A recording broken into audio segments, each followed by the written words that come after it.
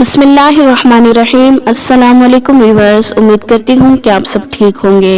Viewers, जैसे कि हमने आपके साथ हज़रत आदम अलैहिस्सलाम के वाक़े का पार्ट 1 शेयर किया कि किस तरह से अल्लाह ताला ने हज़रत आदम अलैहिस्सलाम का खूबसूरत कालिब जिस्म बनाया और इसके अलावा जिन्नात के मुतालिक कुछ बातें शेयर की। आज हम आपके साथ इस वीडियो का पार्ट 2 शेयर करेंगे, जिसमें हम आपको ये बताएंगे कि अल्लाह ताला ने जिस्म और रूह को किस तरह से मिलाया और अरवाह से क्या क्या अहद लिए। तो चले अपनी आज की वीडियो का आगाज करते हैं।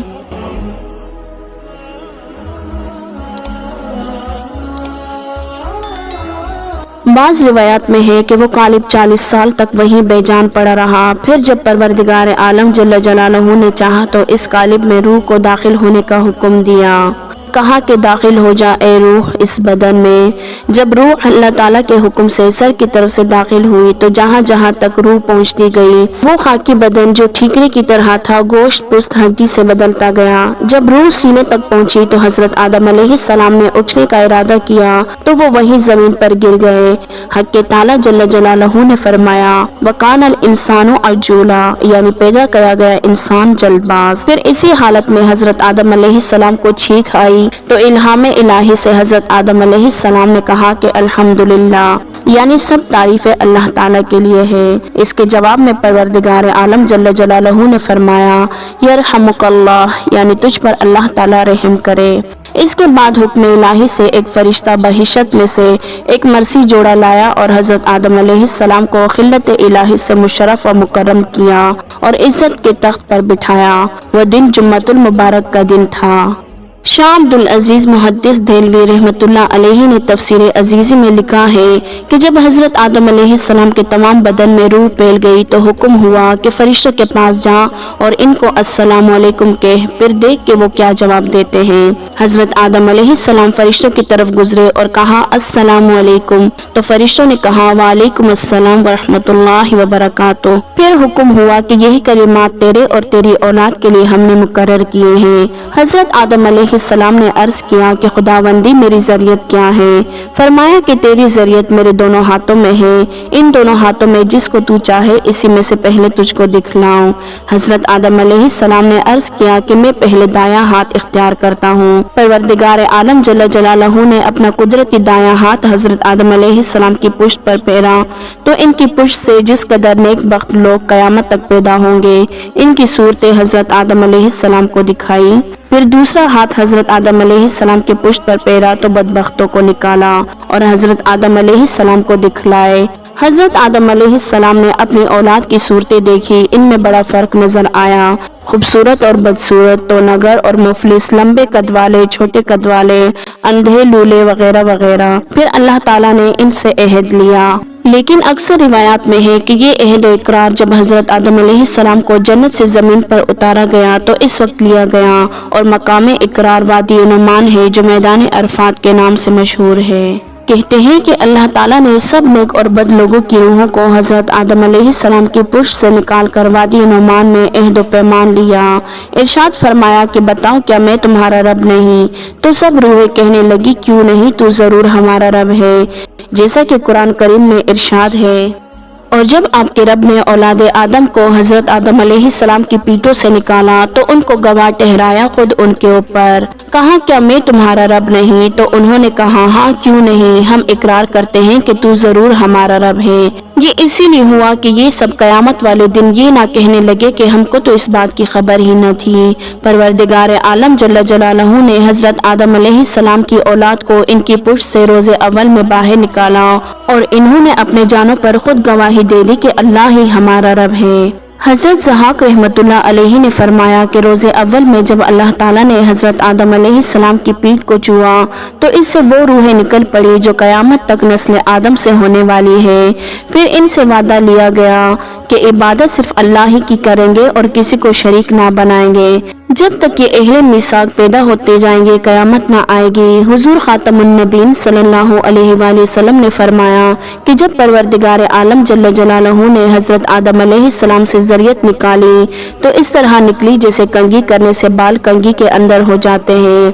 اس میثاق میں فرشتے بھی گواہ تھے۔ حضرت عمر رضی اللہ تعالیٰ عنہ سے مروی ہے کہ حضور اکرم صلی اللہ علیہ وآلہ وسلم نے فرمایا کہ اللہ تعالیٰ نے حضرت آدم علیہ السلام کو پیدا کر کے ان کی پیٹھ پر جب ہاتھ پھیرا تو ذریت نکلنا شروع ہو گئی، تو فرمایا کہ فلاں فلاں تو جنتی ہے، کیونکہ اہل جنت ہی کا سا عمل کریں گے یعنی نیک عمل کریں گے، اور یہ دوزخی ہیں کیونکہ یہ بد عمل کرنے والے ہوں گے۔ کسی نے دریافت کیا کہ یا رسول اللہ صلی اللہ علیہ وآلہ وسلم، جب وہاں طے ہو چکا ہے تو پھر عمل کرنے کی کیا ضرورت ہے؟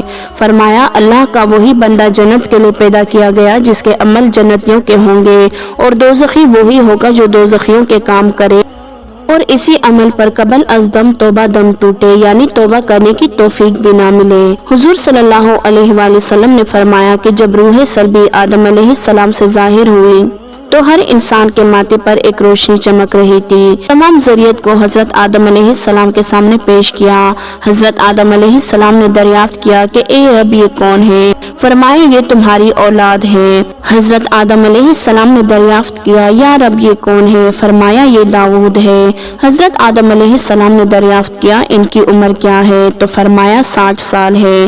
حضرت آدم علیہ السلام نے کہا اے رب میں نے اپنی عمر سے 40 سال ان کو دے دیے۔ جب حضرت آدم علیہ السلام کی عمر مکمل ہوئی اور ملک الموت فرشتہ آیا تو حضرت آدم علیہ السلام نے کہا ابھی تو میری عمر 40 سال باقی ہے۔ تو جواب دیا یہ 40 سال آپ نے اپنے بیٹے داؤد علیہ السلام کو نہیں دیے تھے؟ حضرت آدم علیہ السلام نے انکار کر دیا کیونکہ حضرت آدم علیہ السلام بھول گئے تھے۔ یہی بھول چوک اب اولاد آدمی میں بھی ہے۔ حضرت آدم علیہ السلام نے اپنی ذریت دیکھی، اس میں بیمار، جزامی برس والے، اندھے وغیرہ سب تھے۔ انبیاء علیہ السلام سراپا نور تھے۔ میثاق کے عہد پر آسمان اور زمین بھی گواہ ہوئے تاکہ قیامت کے دن کچھ عذر نہ ہو۔ حضرت آدم علیہ السلام نے اپنی ذریت میں غنی، فقیر، خوبصورت اور بدصورت سب دیکھے۔ میثاق کے وعدے، قول، اقرار اور گواہی کو پروردگار عالم جل جلالہ نے حجر اسود میں امانت کر کے رکھ دیا تھا۔ حضرت علی رضی اللہ تعالیٰ عنہ سے روایت ہے کہ جو کوئی حج کرے گا حجر اسود اس کی گواہی دے گا۔ حضرت آدم علیہ السلام نے جب اپنی اولاد دیکھی تو عرض کیا اے رب یہ دنیا میں کس طرح سمائیں گے؟ پروردگار عالم جل جلالہ نے فرمایا کسی کو زمین میں رکھوں گا یعنی مر جائیں گے، اور کسی کو ماؤں کے پیٹوں میں اور کسی کو باپوں کی پشتوں میں رکھوں گا۔ ابو ہریرہ رضی اللہ تعالیٰ عنہ سے منقول ہے کہ جب اولاد آدم ظہور میں آئی تو ان میں سے ہر ایک کی پیشانی پر ایک خاص قسم کی چمک تھی، اور ارواح کو ایک چینٹی کے جسم میں پیدا فرمایا تھا، اور تمام ارواح کو عقل اور شعور عطا فرما کر عہد لیا تھا۔ دراصل اسی اقرار نے ہر انسان کے دل میں معرفت حق کا ایک بیج ڈال دیا جو پرورش پا رہا ہے، چاہے اس کو خبر ہو یا نہ ہو، اور اس بیج کے پھل پھول ہے کہ ہر انسان کی فطرت میں حق تعالیٰ کی محبت اور عظمت پائی جاتی ہے، اور بعض اللہ تعالیٰ کے نیک بندے ہیں جن کو وہ اقرار یاد ہے، جیسا کہ حضرت ذوالنون مصری رحمت اللہ علیہ نے فرمایا کہ یہ عہد اور میثاق مجھے ایسے یاد ہے گویا کہ اس وقت سن رہا ہوں۔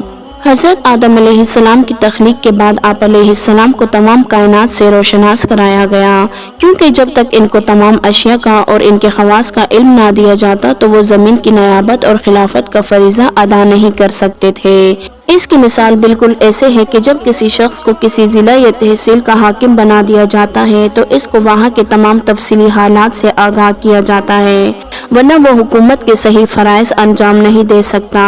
اسی طرح حق تعالیٰ نے بھی کائنات کے تمام اشیاء اور ان کے خواص حضرت آدم علیہ السلام کو تعلیم فرمائے۔ تفسیر عزیزی میں ہے کہ حضرت ابن عباس رضی اللہ تعالیٰ عنہ نے فرمایا کہ ان کو سکھلائے ہر چیز کے نام، یہاں تک کہ پیالہ اور پیالی کا نام بھی بتایا۔ قرآن کریم میں ارشاد باری تعالیٰ ہے اور اللہ نے سکھا دیے آدم کو سارے نام، پھر ان کو فرشتوں کے سامنے پیش کیا اور کہا کہ اگر تم سچے ہو تو مجھے ان چیزوں کے نام بتاؤ۔ اللہ تعالیٰ نے اس کے بعد وہ چیزیں فرشتوں کو دکھلا کر ان کے نام ان سے دریافت کیے تو انہوں نے اپنے عجز کا اعتراف کیا، کیونکہ نہ وہ اس خدمت کے اہل تھے اور نہ وہ بشری ضروریات سے واقف تھے اور نہ ان کو اس قسم کی چیزیں بتائی گئی تھی، اسی لیے ان کو سوائے لا علم لنا کہنے کے اور کوئی چارہ نہ تھا۔ جیسا کہ ارشاد ہے فرشتوں نے کہا کہ آپ پاک ہے، ہم تو وہی جانتے ہیں جو آپ نے ہم کو بتایا، بے شک آپ ہی علم والے اور حکمت والے ہیں۔ بہرحال جب حضرت آدم علیہ السلام نے تمام نام بتا دیے تو اللہ تعالیٰ نے حجت قائم کرتے ہوئے فرمایا، اللہ تعالیٰ نے فرمایا کیا میں نے تم کو نہیں کہا تھا کہ آسمانوں اور زمین کے بیت کو میں ہی جانتا ہوں؟ اور مجھ کو وہ سب معلوم ہے جو تم ظاہر کرتے ہو اور چھپاتے ہو۔